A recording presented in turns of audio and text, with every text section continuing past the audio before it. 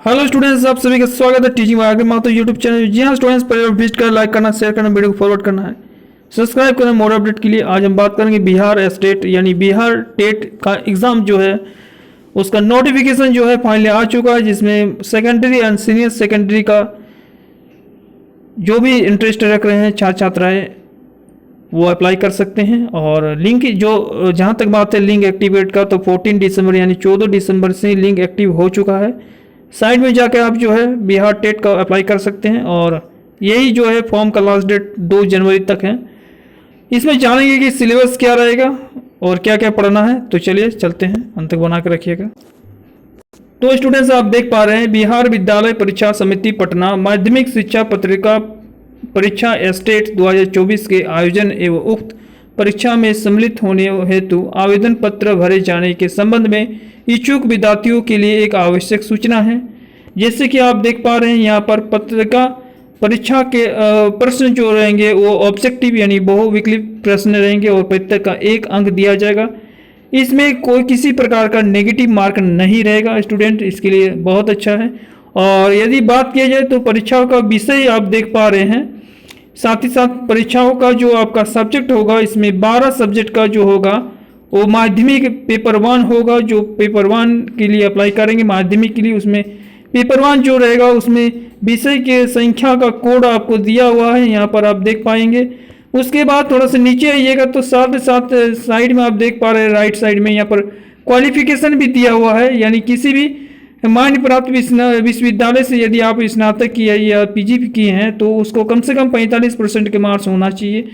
और साथ ही साथ यहाँ पर देख पा रहे हैं बीएड धारी भी अप्लाई कर सकते हैं और बीएड तो होना ही है, कंपलसरी है। और साथ ही साथ यदि आप 4 वर्षीय बीएससी बीएड किए वो भी अप्लाई कर सकते हैं। तो सारा पोस्ट जो सारा विषय के अलग अलग जो है यहाँ पर साथ ही साथ उसका बीएड भी होना चाहिए उस सब्जेक्ट में, यहाँ पर लिखा हुआ है। और यदि बात किया जाए तो यहाँ पर पेपर 2 का तो उच्च माध्यमिक विद्यालयों में के लिए जो विषयवार दिया है कोड यहाँ पर आप देख पा रहे हैं, और इसका भी शैक्षणिक योग्यता यहाँ पर दिया हुआ है। ठीक है, इस प्रकार से कम 45% के साथ साथ आपका पीजी होना चाहिए और साथ ही साथ मान्य प्राप्त संस्थान से जो है आपका बीएड होना चाहिए, यहाँ पर आपका उल्लेख किया गया है 50% के साथ। तो ये तो रहा आपका क्वालिफिकेशन। और सब्जेक्ट यहाँ पर देख पा रहे हैं, subject at the post graduate level का फिजिक्स का है तो आपका physics, electronics, applied physics, nuclear physics होना चाहिए। ठीक है, और केमिस्ट्री के केमिस्ट्री, बायो केमिस्ट्री और इसी प्रकार से economics, commerce, mathematics, applied mathematics आप देख पा रहे हैं। पाठ्यक्रम यानी सिलेबस के बारे में यदि बात किया जाए तो पेपर 1 माध्यमिक के तहत आने वाले विषय के लिए राज्य के विश्वविद्यालय में लागू स्नातक स्तरीय पाठ्यक्रम और साथ ही साथ पेपर 2 के आने वाले विषय में जो भी विश्वविद्यालय में लागू होता है उसमें स्नातक ऑनर्स की स्तरीय का पाठ्यक्रम होगा। मतलब पेपर 1 में आपका जो रहेगा वो आपका जो है स्नातक स्तर के पाठ्यक्रम के अनुसार जो है क्वेश्चंस पूछा जाएंगे। और माध्यमिक यानी उच्च माध्यमिक विद्यालय पेपर 2 के लिए पीजी लेवल और साथ ही साथ इसमें ऑनर्स पेपर का जो रहेगा उसी के स्तर का क्वेश्चन पेपर पूछा जाएगा। परीक्षा पैटर्न आप देख पा रहे हैं, यहाँ पर 100 मार्क्स पूछे जाएंगे तथा 50 अंक का शैक्षणिक कला, ठीक है, स्किल जिसको बोल सकते हैं, वो एग्जाम होगा।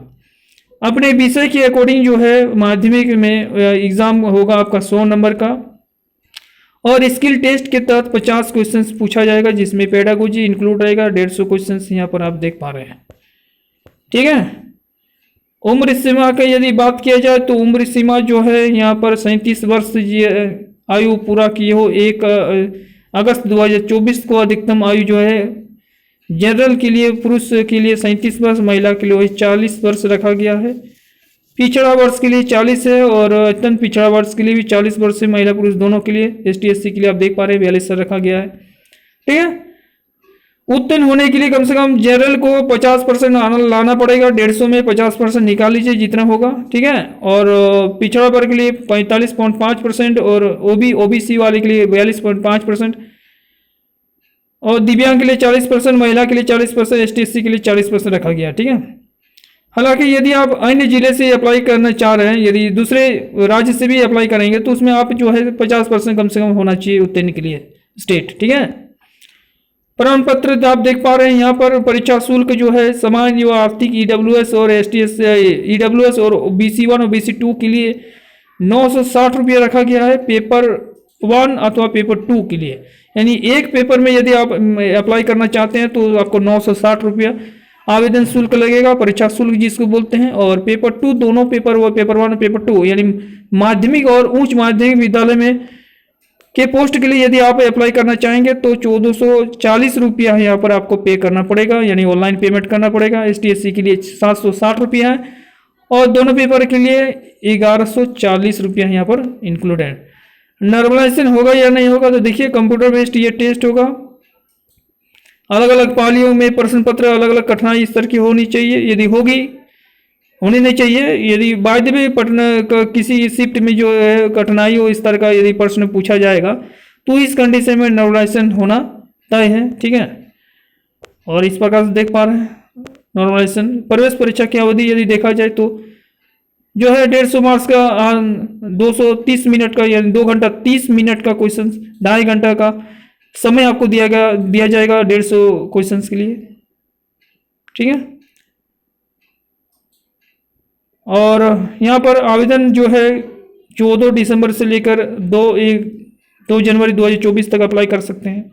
आवेदन भरने के लिए अपने मोबाइल से भी आप अप्लाई कर सकते हैं www.bsebstet2024.com, ठीक है।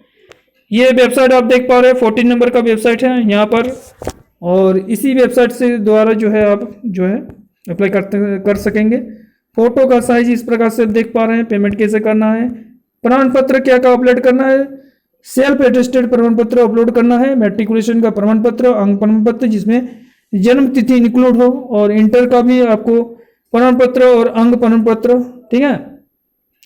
स्नातक का प्रमाण पत्र यानी ग्रेजुएट का, पोस्ट ग्रेजुएट का भी सर्टिफिकेट और साथ ही साथ अंक प्रमाण पत्र, बीएड का भी अन्य शैक्षणिक योग्यता यदि आपका एप्लीकेबल हो तो, सक्षम अधिकारी द्वारा निर्गत आवासीय प्रमाण पत्र, STSC OBC के लिए नॉन क्रिमिनल रहित जो है आपका यदि आप बेनिफिट लेना चाहते हैं तो आपको जो है अपना कास्ट सर्टिफिकेट जो है आपको क्या करना है, अपलोड करना अनिवार्य रहेगा, ठीक है। तो इस प्रकार से आप जो है आवेदन अप्लाई कर दीजिए, बहुत ही अपॉर्चुनिटी। और इसके बाद जैसे ये टेट हो जाती है तो वैकेंसी जो है बहुत जल्द जो है तमाम जो है लार्ज नंबर में जो है वैकेंसी इस बार बिहार में आने वाली है। तो आप अपॉर्चुनिटी